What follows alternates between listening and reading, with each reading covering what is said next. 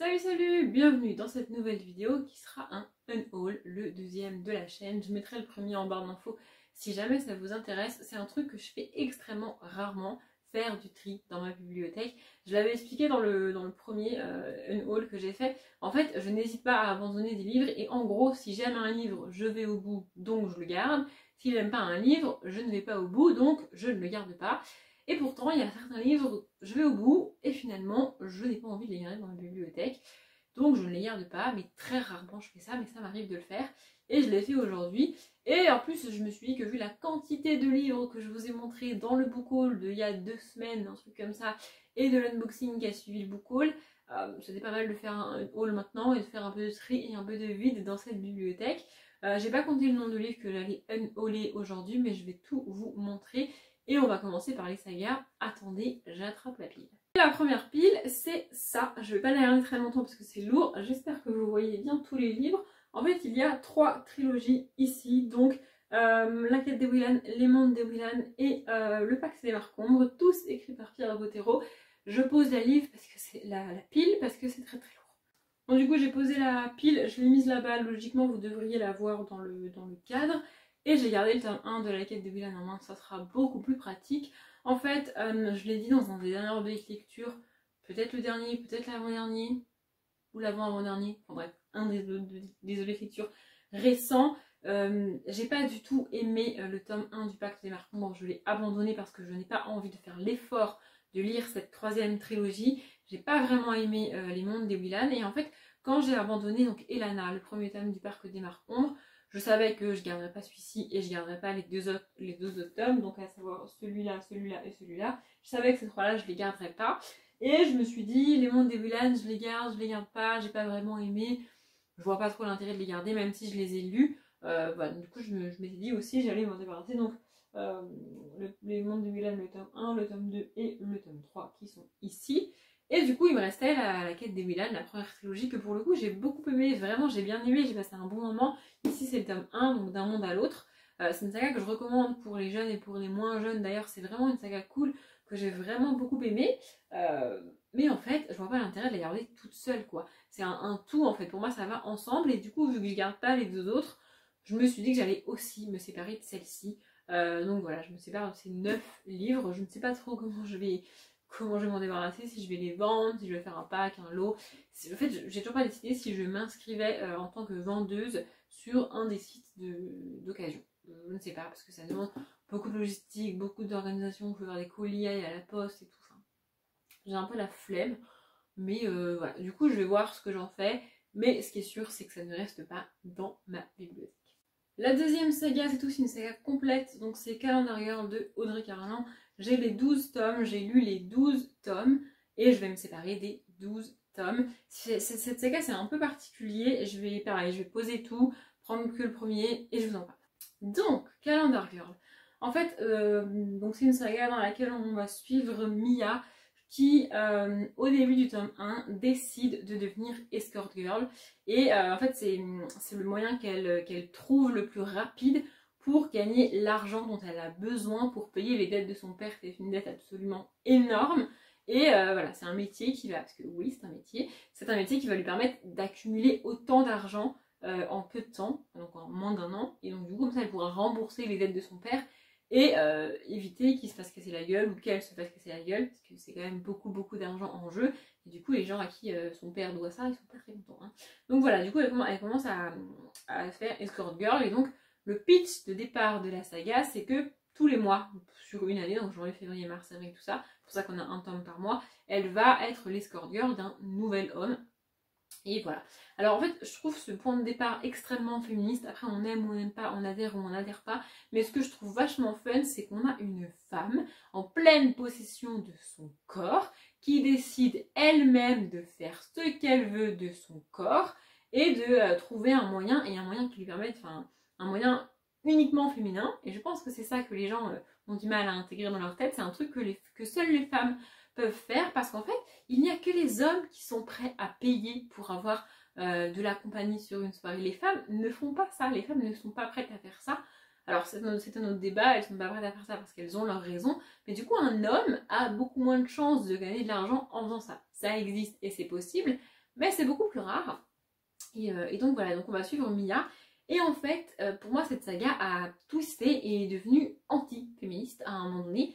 Parce que donc Mia va rencontrer un homme au cours d'un des tomes, je sais même plus lequel. Et elle va se mettre en couple avec cet homme-là. Et donc à partir de ce moment-là, non seulement l'autrice ne respecte pas ce qu'elle avait dit, puisque du coup, sur les derniers tomes, on n'a pas du tout un nouvel homme qu'elle escorte et tout. Mais en plus, cet homme est toxique selon moi, et la relation qu'ils entretiennent tous les deux est toxique pour moi. Et je sais que, enfin, j'en avais déjà parlé, et il y a des gens en commentaire qui m'ont dit, mais moi je l'ai pas compris comme ça, pourquoi tu dis ça? Je sais pas, je l'ai ressenti comme ça. Pour moi, leur relation est malsaine. Sous prétexte qu'il l'aime, il décide pour elle, il passe son temps à la rabaisser, je suis désolée. Et elle, sous prétexte que bah il l'aime, il est amoureux d'elle, et puis elle aussi elle l'aime, bah du coup elle accepte, et puis du coup on part d'une Mia extrêmement indépendante, extrêmement forte, qui se fait complètement écraser par un homme, et ça m'a rendue folle. Et en fait je me suis rendu compte que avoir cette saga dans ma bibliothèque, ça me met mal à l'aise, ça me dérange que des gens voient cette saga dans ma bibliothèque. Vraiment ça me dégoûte presque de l'avoir dans ma bibliothèque. Donc je me suis dit bah, je vais arrêter, je vais m'en séparer. Tant pis, je me débarrasse de cette saga, je ne veux plus l'avoir dans ma bibliothèque. Ensuite, je me sépare d'une autre saga complète, puisque c'est un diptyque, donc je les ai tous les deux. Donc, loin de tout, le tome 1 et près de toi, le tome 2. Je viens de me foutre un coup de livre super, de J.A. Ridmersky. En fait, j'ai lu le tome 1, et je crois que j'ai jamais terminé le tome 2. Mais du coup, je l'ai quand même gardé, je sais pas pourquoi. En fait, j'ai beaucoup aimé le tome 1. Et le tome 2 pour moi est parti en live complet. On va y rencontrer Carmine et un homme qui s'appelle Andrew, qui dans ce tome-là partent en road trip. Et j'avais adoré ce tome-là. Donc c'est une romance dans un bus en mode road trip. Franchement, j'ai trop aimé. Et le tome 2 pour moi part en live complet. J'ai pas du tout accroché, j'ai pas du tout aimé l'histoire du tome 2 et l'évolution des deux personnages. Du coup, j'ai jamais fini. Mais franchement, le tome 1, j'avais adoré. Mais du coup, je vois pas trop l'intérêt de garder que le tome 1, parce que j'ai aimé que lui, et de me séparer du tome 2, alors que du coup, je garderai que le tome 1, c'est nul. Du coup, je me sépare des deux. Ensuite, un tome 1, donc celui de Lucky Arbor, Irrésistible, écrit par Jill Shalvis. J'ai abandonné le tome 2, du coup, pareil, je vois pas trop l'intérêt de garder ce tome 1. Pareil, c'est une saga de romance. D'ailleurs, je vais retirer mon post-it, parce que oui, je note ce que je pense du livre sur un post-it, ça m'aide pour les habitudes de lecture. Bref, voilà, donc dans cette saga, on rencontre 3 sœurs qui se retrouvent chez leur mère suite au décès de celle-ci. Et du coup, elles doivent décider ce qu'elles font de la maison, qu'est-ce qu'elles font et tout. Et dans chaque tome, on va suivre une des sœurs plus que les autres. Et donc, on va avoir une romance avec cette sœur-là. J'ai absolument pas aimé le tome 2, je n'irai pas le tome 3. Je vois pas l'intérêt de garder ce tome. Pour en finir avec les sagas, je suis désolée, vous n'allez pas avoir grand chose, il est juste tout rouge parce que je n'aime pas les jaquettes, donc je les jette. Donc c'est Dragon Rouge de Thomas Harris, donc c'est le tome 1 de la saga qui a inspiré Hannibal. Voilà, Hannibal vient de ce livre-là, il a été créé par Thomas Harris. J'ai bien aimé ce tome-ci, je vais relire mon post-it parce que pareil, il y est. Voilà, globalement j'avais trouvé ça flou. On n'est pas vraiment avec Hannibal, c'est une autre histoire. C'est le tome 1 de la saga Hannibal, mais c'est pas vraiment encore Hannibal. C'est très flou. Enfin, je sais pas, j'ai terminé ce livre-là, mais j'avais pas franchement kiffé. Voilà, c'est entre le j'aime pas, j'abandonne et le j'aime, je vais au bout. C'est le je sais pas trop, mais du coup, je le lis quand même et je finis par le terminer. Alors qu'en vrai, c'était pas dingue. Depuis, j'avais commencé le tome 2 qui est là-bas, dans mes livres commencés, jamais terminés. J'ai pas encore décidé de ne pas le lire, mais j'ai décidé de me séparer de celui-ci. Voilà. Je passe maintenant au one-shot avec Que ta volonté soit faite de Maxime Chatham. Alors ici, on y suit un père et son fils, je crois. Je vérifie, mais j'ai pas de post-it. En fait, c'est une histoire très floue, très bizarre. On va y suivre un père et son fils qui battent un chien, et puis le fils est complètement perdu. Et enfin, j'avais l'impression de lire un espèce de contemporain très bizarre, mais pas du tout un thriller, alors que moi je voulais un thriller à la base. Voilà, en fait, depuis la trilogie du mal de Maxime Chatham, je n'arrive pas à lire de Maxime Chatham, ça ne passe pas, ça ne passe plus, je n'adhère pas, je n'aime pas ce que je lis. Voilà, j'ai très peu de souvenirs de ce livre-là, j'avais pas dû lire des masses de pages. Je l'ai gardé, je ne sais pas pourquoi. En attendant, ça sert à rien que je le garde, donc je m'en sépare. Celui-ci, j'en ai parlé il n'y a pas très longtemps sur la chaîne, donc c'est pas de Noël cette année de John Grisham que j'ai lu en fin d'année dernière, au moment de Noël, je crois, pour être logique. Et j'ai terminé ce livre, mais j'ai pas du tout aimé ce livre. En fait, c'est un ramassis de clichés sur Noël. Et il n'y a pas de. En fait, il n'y a pas de. Moi, je m'attendais à un livre qui déculpabilise, tu vois, qui te déculpabilise du faut acheter des cadeaux, faut faire des beaux cadeaux, faut emballer les cadeaux, faut décorer ta maison, faut aimer Noël, il faut faire des trucs, des chansons et des blablabla. Je m'attends à un truc qui te déculpabilise, qui te dit si t'as pas envie de le faire, tu le fais pas, c'est pas grave, on s'en fout. Parce qu'en fait, on est avec deux personnages qui décident de pas fêter Noël et tout le monde va les culpabiliser parce qu'ils font pas Noël, il se fait pas Noël, il faut faire Noël, il faut être heureux à Noël, il faut chanter, il faut faire ci, il faut. Oh là là, mais on est obligé vraiment en 2020 de se culpabiliser encore avec Noël, sans déconner. Si j'ai pas envie de fêter Noël, je fête pas Noël. Si j'ai pas envie d'acheter des cadeaux, j'achète pas de cadeaux. Si j'ai pas envie de décorer ma maison, je décore pas ma maison. Je vous emmerde, merde. Enfin vraiment, ça me gave. Cette ambiance de Noël, il faudrait être tous contents et tous mignons à Noël. Vraiment, c'est un truc qui me fatigue. C'est pas que j'aime pas Noël, c'est que j'aime pas les gens à Noël. Il faut être heureux, il faut être content, il faut sourire. Mais non, j'ai pas envie. On a beau être le 24 décembre ou même le 23 ou même le 26, je n'ai pas envie en fait. Je fais ce que je veux, non? Vraiment, enfin, je suis en train de m'énerver toute seule, mais ça me fatigue ce Noël là et cette bonne ambiance de Noël, cet univers de Noël. Les gens, si vous voulez pas faire des cadeaux, faites pas de cadeaux. Si vous voulez pas être heureux à Noël, vous n'êtes pas heureux à Noël. Si vous n'aimez pas Noël, et ben vous forcez pas en fait. Mais ça là, pour moi, c'est un ramassis de conneries sur Noël. Voilà. Donc, je l'ai gardé. Je sais pas pourquoi, je ne veux plus voir. Un livre que j'ai lu il y a très longtemps, c'est L'échappée belle de Anna Gavalda. J'avais essayé de lire plusieurs livres de Anna Gavalda, ce n'est jamais passé, je n'adhère pas, je n'aime pas, ça ne passe pas. Voilà, ici on est sur un livre très court, je n'aime pas les livres très courts. De mémoire, c'est l'histoire d'une famille qui fait un pique-nique. Quel est l'intérêt? Vraiment, je suis désolée, mais quel est l'intérêt en fait? Enfin, ça ne m'intéresse pas, ça ne me plaît pas, ça ne me divertit pas, ça ne m'apporte rien. Mais je l'ai gardé. Pourquoi je l'ai gardé, je ne sais pas. Parce que je l'ai terminé, mais pas parce que je l'ai terminé que je l'ai aimé. Donc je m'en sépare. De nouveau, c'est le principe du unhaul. Hein. Ensuite, on a ces 4 livres-là. C'est pas vraiment une saga, c'est les 13 à table de 2016, 2017, 2018 et 2019. Je n'ai pas acheté 2020 parce que je ne veux pas le lire, j'en ai marre. En fait, alors l'action est très cool et c'est vraiment très sympa et une très bonne action à faire. Ce sont des livres qui chaque année coûtent 5 €, si je dis pas de conneries, c'est ça. Et en fait, quand tu l'achètes, tu offres des repas aux gens qui en ont besoin. Donc, ce sont des livres édités pour les Restos du Cœur. Les auteurs et les autrices écrivent des nouvelles bénévolement. Et toi, en tant que lecteur, tu achètes ce livre. Il n'y a rien qui est reversé aux auteurs et aux autrices. C'est le principe du bénévolat. Et tous les fonds sont reversés, enfin tous les gains sont reversés aux Restos du Cœur pour aider les gens qui en ont besoin. En soi, c'est une action très cool et c'est pour ça que j'ai acheté ces livres. Sauf que moi ça m'apporte rien. J'aime pas les nouvelles, j'aime pas les histoires courtes, ça me déprime de lire un recueil de nouvelles. Vraiment, je vois pas l'intérêt du truc. C'est un truc qui me fatigue. Vraiment, soit parce que je trouve la nouvelle pas intéressante et donc que je m'ennuie, soit parce que je trouve la nouvelle intéressante, mais que du coup, je la trouve trop courte et je rage contre l'auteur ou contre l'autrice d'avoir fait un truc si court.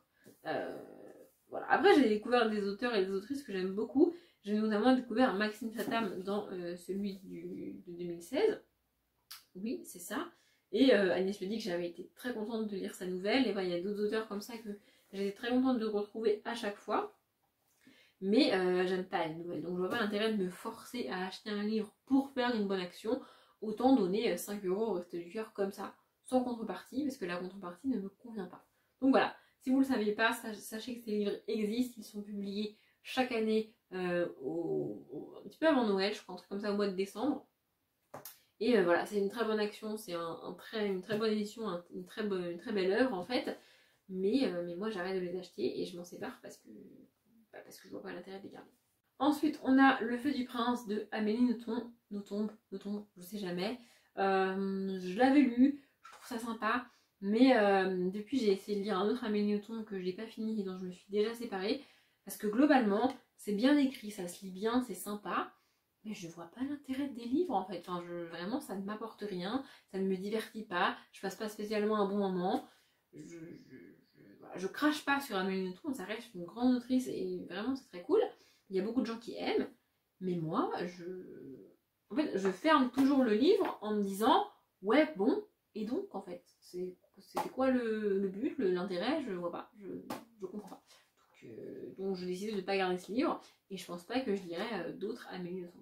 Ensuite, on a 24 heures de la vie d'une femme de Stefan Zweig. J'ai lu ce livre parce qu'il faisait beaucoup parler de lui à l'époque et on va suivre une femme. Et tout ce que je me rappelle de ce livre, c'est que j'avais l'impression d'être une voyeuse, d'être à la fenêtre d'une maison en train de zioter les habitants à l'intérieur et je me sentais mal à l'aise de lire ça. Vraiment, j'avais l'impression que c'était personnel comme histoire, c'était enfin, c'est la vie d'une femme, littéralement, comme le titre l'indique. Et ça les regarde elle en fait. Enfin, c'est la première fois que ça me fait ça parce que le principe d'un livre c'est de lire l'histoire des gens, on est d'accord, tu vois. Mais là, j'avais vraiment l'impression de lire quelque chose qui aurait dû rester secret et personnel. Et ça m'a mise extrêmement mal à l'aise, vraiment. Je l'ai pourtant gardé. Très sincèrement, j'ai dû le garder pour prouver aux gens et montrer que j'avais ce livre et que je l'avais lu. Mais en vrai, je vois pas pourquoi je l'ai gardé. Enfin, si, c'est pour ça que je l'ai gardé, mais du coup, bah, autant ne pas le garder, quoi. Autant qu'il aille avec un lecteur dans une bibliothèque où il aura sa place et avec un lecteur qui aimera ce livre parce que clairement, c'est pas mon cas.